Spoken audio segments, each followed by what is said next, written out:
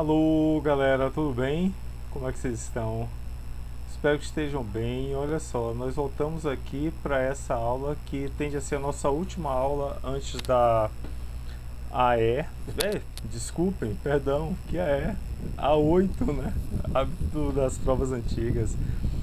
Tende a ser a nossa última prova antes da A8. Na aula passada, vocês devem estar lembrados, eu fiz uma boa revisão pontuando todos os temas que vão cair na 8. É uma aula que eu acho que vocês devem assistir mesmo. Lembrando que a 8 vai ser do itinerário, beleza, galera? Então vocês vão ter uma prova nos moldes quem é do Camil, né?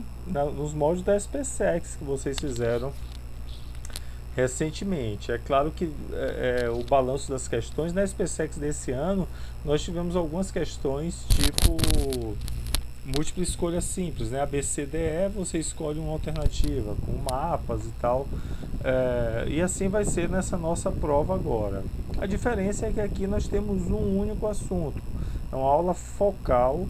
Nós vamos trabalhar fundamentalmente com modais de transporte. A sequência didática 7, modais de transporte mundial e do Brasil, seus impactos socioeconômicos e ambientais. É nosso último assunto desse itinerário em 2021, né? Desse ano aqui para o terceiro ano. Então, essa tende a ser a nossa última aula. Eu vou explicar já como é que ela vai funcionar. E aí, depois disso, vocês farão a 8 e após a 8, todo o trabalho direcionado para os conteúdos da base, já para o encerramento do ano letivo, a 9, mas sobre isso aí nós vamos conversar adiante, beleza? Observem bem os objetos do conhecimento aqui. As redes de infraestrutura associadas à logística de transporte, modais de transporte no Brasil e no mundo, classificação dos modais de transporte e a dinâmica e os impactos da infraestrutura de transportes na economia brasileira. Então, esse é o rol de objetos do conhecimento ligados a essa sequência didática e é em cima disso que nós faremos a nossa prova. Recomendo fortemente, inclusive para encerrar o ano bem, né? Fechar esse ano bem. Vocês fizeram a prova da SPSEX, vão ficar aguardando os resultados. Já viram o gabarito que já saiu, né? O gabarito oficial que já saiu. Vão ficar aguardando o resultado, mas tem outra, tem a finalização do teu terceiro ano, né? Que realmente merece atenção. E é o fechamento mesmo, a ideia de fechamento, não é?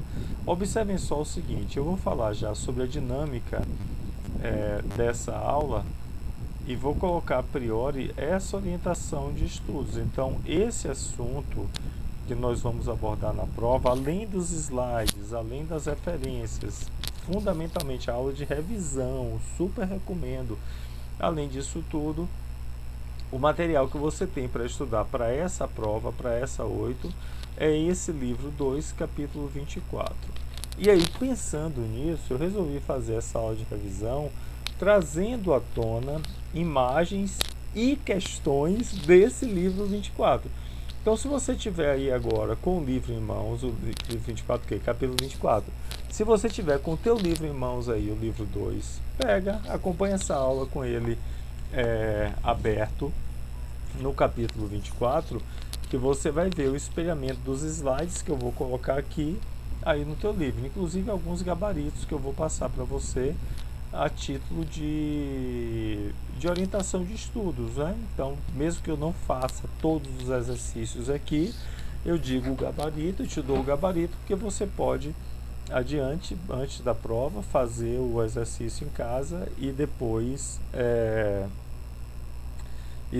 efetivamente fazer fazer a correção, não é? Então, a aula de agora e mais ali uns 25 minutos, né, nós vamos fechar em 30 minutos, vai ser uma aula de resgate do material do teu livro-texto, ou seja, um estudo dirigido. E é claro que eu vou fazer isso sempre com foco na nossa prova, tá certo? Essa foi uma imagem que nós trabalhamos bastante na aula e mesmo na revisão, né, que mostra a eficiência dos meios de transportes. Então aqui você tem as cores mais claras, onde o transporte é pior, as cores mais escuras, onde o transporte é melhor. E aí você vê, tem a tipologia de cada tipo de transporte, né? O transporte a navio, né? Seja barco, sejam navios, ou seja o transporte marítimo, que é fundamental para o comércio internacional hoje, né? Nós já falamos sobre isso. Seja o transporte a barcos, ele tem uma grande capacidade de carga e o custo, eu estou falando de eficiência, mas o custo dele, ainda que o custo de implantação possa ser alto, mas o custo de manutenção é menor do que os outros tipos de transportes, né? Mas ele perde muito em relação à velocidade, à circulação, enfim. Aí você vê aqui embaixo o automóvel, que onde ele é forte é exatamente para pequenas distâncias, né? Especialmente em relação à facilidade de acesso à rede. É o tipo de transporte que tem maior mobilidade, não é? Então, me parece bem importante isso. Aqui em cima não tem só coisas boas, não, né? Então, poluição do ar, muito, se é muito forte, não é uma coisa boa. Então, estar verdinho aqui nessa tabela não significa necessariamente uma coisa boa. Acidente. Qual é o transporte que tem mais acidente? Avião. Falso, falso, falso. Tem mais acidentes são os automóveis, nas cidades especialmente, não é? Então é bem significativo e esse quadro merece mesmo uma análise bem cuidadosa, não é? Eu destaquei aqui no quadro alguns temas que me parecem importantes. Primeiro, conhecer os modais de transporte, custo e impacto de cada um. E eu chamei a atenção aqui para algo que eu já havia falado na aula, não está explícito aqui, exceto somente esse último, não é? Mas que existe também transporte aéreo e do modal ferroviário na cidade. Aqui está, né?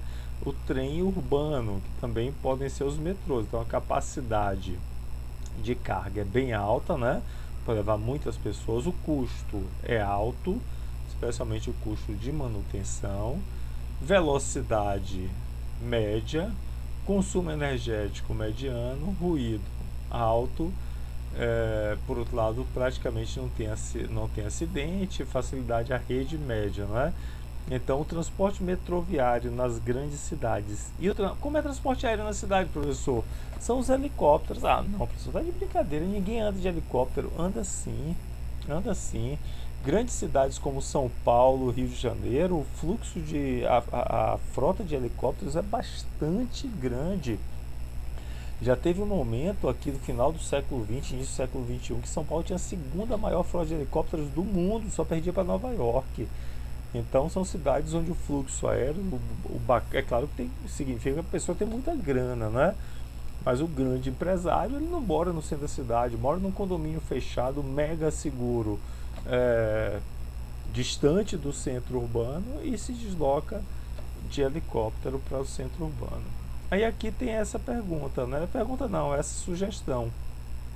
Compare os modos de transporte considerando capacidade, velocidade, consumo de energia, produção de ruído, poluição de ar e possibilidade de acidente, que foi o que nós já fizemos na aula regular e eu trago à tona aqui porque me parece bem significativo. Perguntas sobre esses modais, sobre as características vão acabar aparecendo na tua prova, beleza? Essa daqui é uma outra questão que mostra as principais, nós também já usamos essa imagem, as principais rotas marítimas mundiais, né? Com forte destaque para essa linha azul aqui, que praticamente envolve os países do norte, se vocês observarem aqui, não é? Percebam que a América do Sul, parte da África, especialmente a África subsaariana, e mesmo a Oceania, eles estão fora. A Austrália é até do norte do ponto de vista socioeconômico, não é? Mas essas rotas aqui circulam pelos países do norte. Curioso aqui, essa passagem, inclusive, por dentro dos Estados Unidos, né? Chega na costa do Pacífico e sai pela costa Atlântica. E aí tem duas questões aqui, ó. Observe os principais fluxos das rotas marítimas. Desculpem. Cite os continentes encontrados nessa rota, já falamos. Cite 3 estreitos, canais ou passagens estratégicas por onde os navios passam durante a trajetória do Atlântico para o Índico. Olha só que importante aqui, né? Então, do Atlântico para o Índico, nessa rota principal, você tem aqui o Canal da Mancha, entre França e o Reino Unido, Gibraltar, entre Espanha e Marrocos, na África, e aí você passa pelo Canal de Suez, Mar Vermelho, Estreito de Hormuz, até chegar ao Índico, não é? Então são passagens estratégicas. Não faz muito tempo, esse ano, início do ano, se eu não me engano, foi no início desse ano, um navio encalhou em Suez e tocou horror, porque encalhou em Suez, um navio chinês inclusive, impediu que outros navios passassem, e essa rota principal aqui está vinculada a esse ponto de estreitamento, né? Eu coloquei aqui algumas observações em relação ao Brasil, observação de que nossos portos são obsoletos, né? E isso dificulta, inclusive, ou distancia o interesse de navios, se o navio puder não parar no porto brasileiro, porque aqui perde-se muito tempo na carga e descarga, o custo é alto, né? Por conta da obsolescência dos nossos portos. A importância do transporte marítimo, que eu já falei, para o comércio internacional, é outro dado fundamental. Aqui você tem rede de transporte aéreo, não é? Percebam também uma forte centralidade entre Estados Unidos, Europa Centro-Ocidental e Extremo Oriente. Definitivamente os aeroportos mais movimentados do mundo estão nesses 3 circuitos, né? Existem 3 cidades por onde passam os maiores contingentes de passageiros de voos internacionais e domésticos. Basta você ler as que estão aqui postas: Los Angeles, Atlanta, Nova York, Chicago nos Estados Unidos, Londres e Paris e Tóquio. Se você pegar Tóquio, Paris, Londres, Nova York e Los Angeles, você está pegando cidades globais de nível A++. Aqui, deixa eu levantar, sem cobrir o símbolo do colégio. Aqui nós temos um outro gráfico que nós até já utilizamos antes, né? Custo do transporte de carga segundo as distâncias. Então, você percebe que essa partezinha da linha que fica mais escura, estão observando aqui? Tem a linha azul e aqui fica mais escura. É onde o transporte se destaca, né? Então, você percebe que o transporte por rodovia, ele se destaca para distâncias mais curtas, né? O custo é menor quando você usa rodovias em distâncias mais curtas. Em distâncias medianas, o que se destaca é a ferrovia, e em longas distâncias a via fluvial, se fala marítima, né? Dada as peculiaridades de cada tipo de transporte. Aí a análise cartográfica explica em que circunstância o transporte de carga por rodovia é mais vantajoso. Então me diga aqui, num país como o Brasil, um país gigantesco, um país continental, é vantajoso você fazer o transporte de carga por rodovias? Certamente que não. Certamente que não, porque aumenta muito o custo para distâncias maiores, né, como vocês podem ver aqui. Ou seja, respondendo a essa questão, o transporte de cargas pela rodovia, ela vai ser vantajosa em pequenas distâncias, não é? Dada a mobilidade desse modal, a rapidez e mobilidade desse modal para pequenas distâncias, né? E aí eu chamo a atenção para 2 questões aqui do território brasileiro que vão estar na tua prova e que merecem um alerta, né? Primeiro, hoje nós temos uma produção agrícola no centro do território brasileiro muito significativo, né? A produção do agronegócio, que se expandiu muito a partir da chamada Revolução Verde na década de 70. Correção da acidez do solo do cerrado, e a partir daí uma possibilidade imensa de produzir soja, milho, algodão, além de outros, né? Cana, café, né? Que são commodities agrícolas muito importantes para a pauta de exportações brasileiras. Qual é o problema? Esses produtos, eles saem parte por ferrovias, mas muito ainda circulando em costas de caminhão, na carga de caminhão, o que aumenta muito o custo da produção, o chamado custo do Brasil, não é?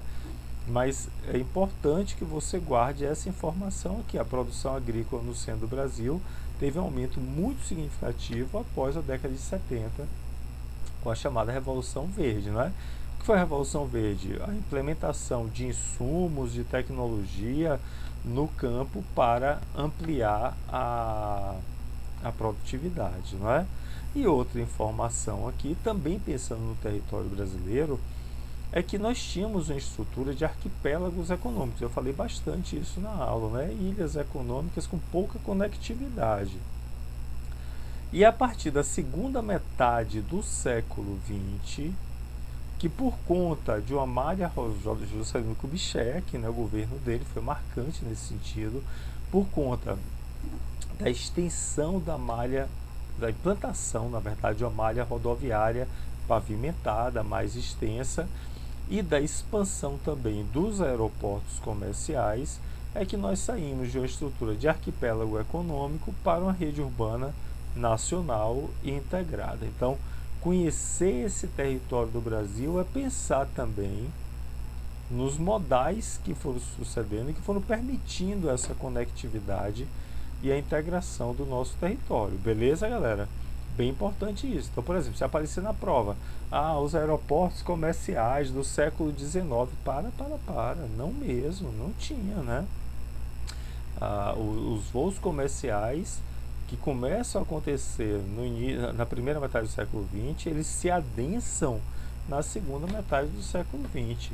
Rodovias da mesma forma, existia rodovia aqui, a primeira rodovia pavimentada foi no governo de Washington Luiz, 1910, 20, alguma coisa assim, lá na primeira metade do século XX.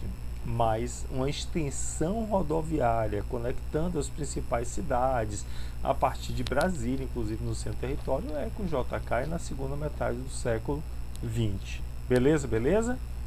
Vamos nós. Aqui tem algumas questões, eu não vou trabalhar com todas essas, mas como estão na tua prova eu trouxe aqui, vou falar bem rapidamente, né? Esse daqui é bacana, né? Explica a vantagem de cada modo de transporte, por duto, marítimo e fluvial, rodoviário e aéreo, que é um pouco dialogar com aquela tabela lá, né?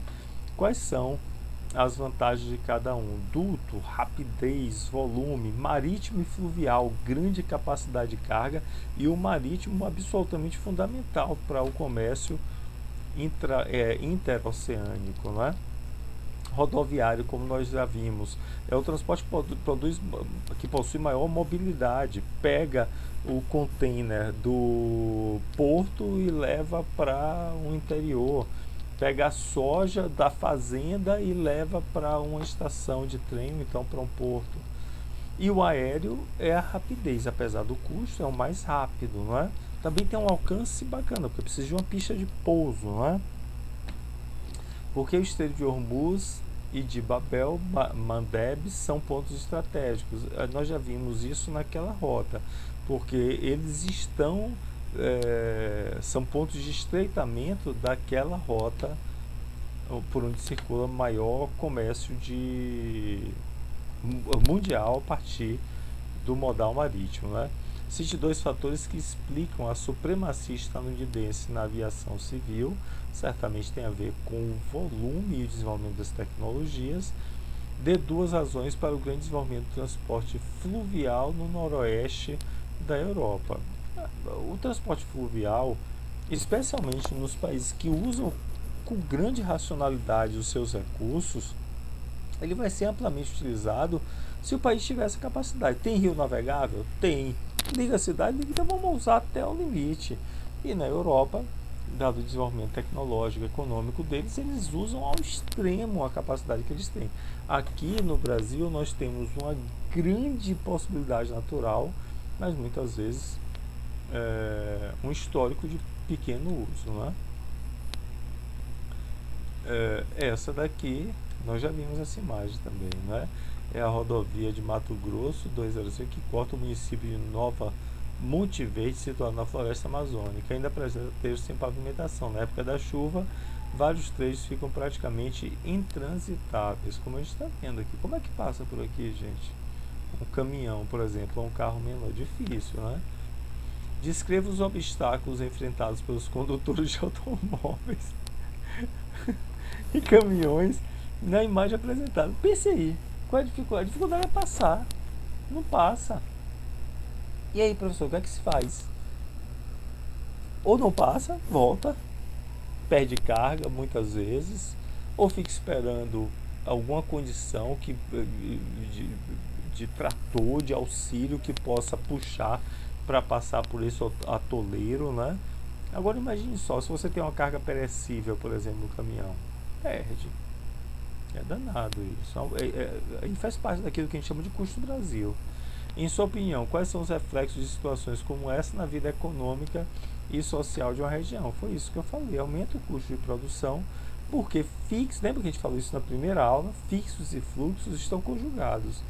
Não adianta você ter uma boa produção se você não tem como escoar essa produção. Porque hoje, mais do que em qualquer outro momento da história, a produção não atende necessariamente a demanda do local. Produz-se soja no centro-oeste brasileiro para o consumo interno? Não. Produz para exportação. Não é? Esse mapa é um mapa precioso que mostra os modais de transportes, né? Ferroviário, hidroviário. Eita, não tem rodoviário não, né? Tem não. Tem.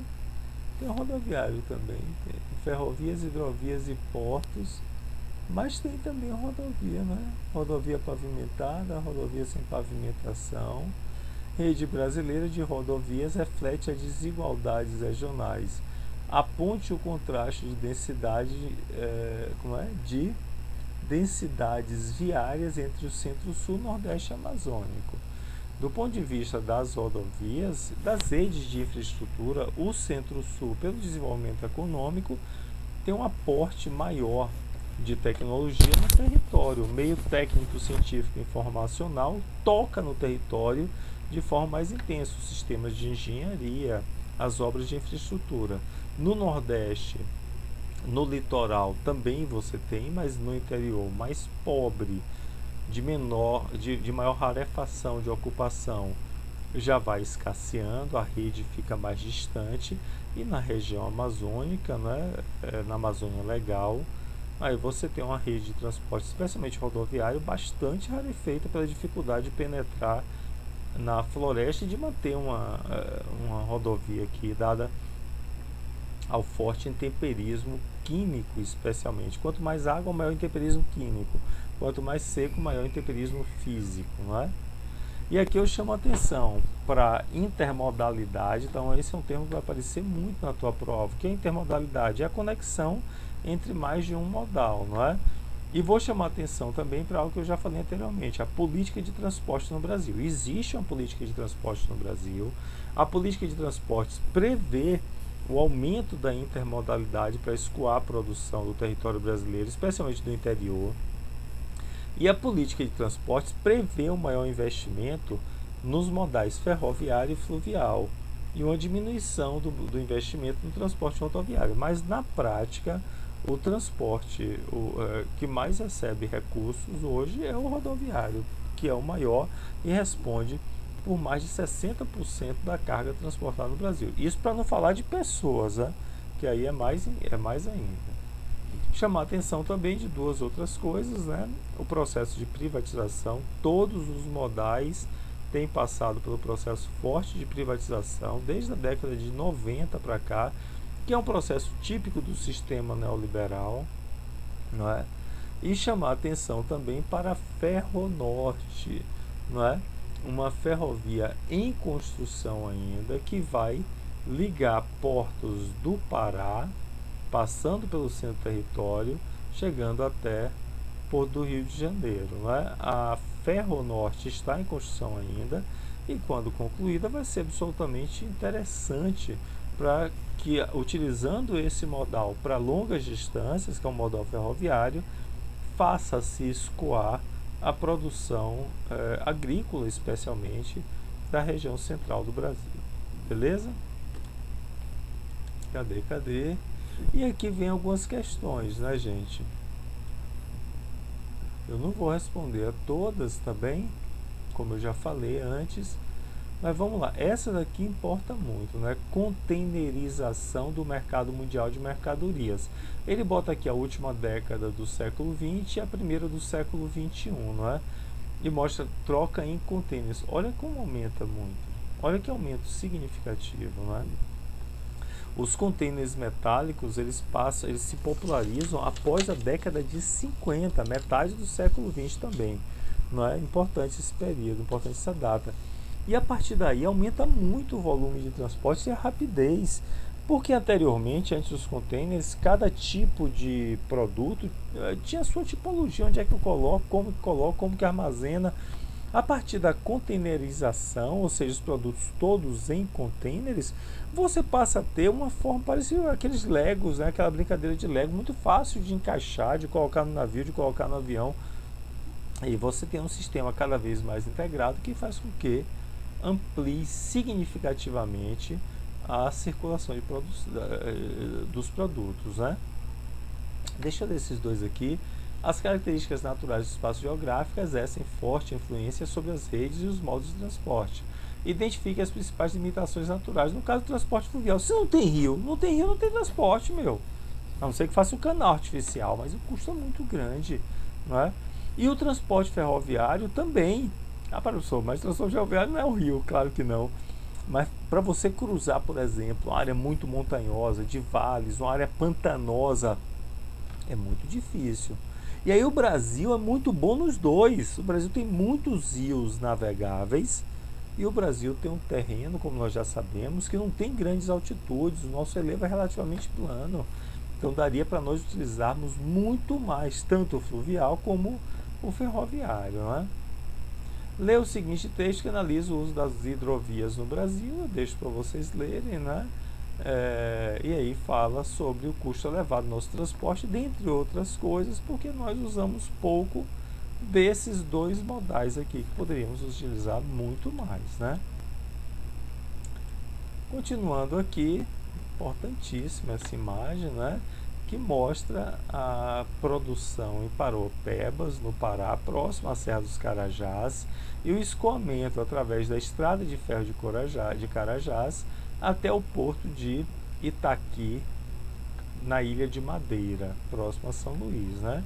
Qual a via corresponde ao traçado assinalado no mapa? Essa via é uma via ferroviária, né? Qual o principal produto transportado? Aqui de Paropebas é a bauxita, não precisa saber disso especificamente, mas você tem que saber que Carajás é uma grande província mineralógica, que tem vários tipos de minerais, inclusive especialmente minério de ferro, né? Deu um título ao mapa, eu colocaria aqui como título uma proposta de corredor de exportação de commodities minerais no Brasil, um dos corredores, né? E aqui eu chamei a atenção para esses dois grandes destinos essas duas grandes jazidas mineralógicas, né? A de Carajás, no Pará, que escoa a produção pelo Porto de Itaqui, que está aqui na Madeira, e o quadrilátero ferrífero, que é em Minas Gerais, e escoa a produção pelo Porto de Vitória ou pelo Porto do Rio de Janeiro. Então, pelo amor de Deus, não confunde. Quadrilátero ferrífero, Minas Gerais, Carajás, no Pará. O Porto de Santos, que não está aqui pontuado, é o nosso maior e mais importante porto em relação ao volume de exportações e importações. E aqui é o último slide, não é? Com as questões de vestibulares que caíram sobre esse tema e que estão no teu livro, não é? Como eu falei, eu não vou trabalhar com elas, eu sugiro que vocês façam como simulado antes da prova. Eu deixei o gabarito aqui ao lado, apaga o gabarito, deixa guardadinho, faz a questão, depois você confere. Se você tiver alguma dúvida, entre em contato comigo pelo fórum aqui do Camil. Beleza, galera? Bom, acho que assim a gente finaliza a nossa aula. Isso. E eu desejo a vocês efetivamente uma boa revisão em vistas a A8. Joguem duro, finalizem essa penúltima prova do ano com sucesso, arrebentem na prova, para a gente também garantir um final de ano tranquilo, não é? Tranquilo para todos, sem ficar com nenhum perrengue em relação à nota, à recuperação, que isso tudo causa um desgaste grande e pode ser suprimido com um bom resultado agora. Acho que quem assistiu a última aula de revisão e essa de agora tem uma chance muito grande de ter um bom resultado na prova. Beleza? Beijo pra vocês, tchau, tchau.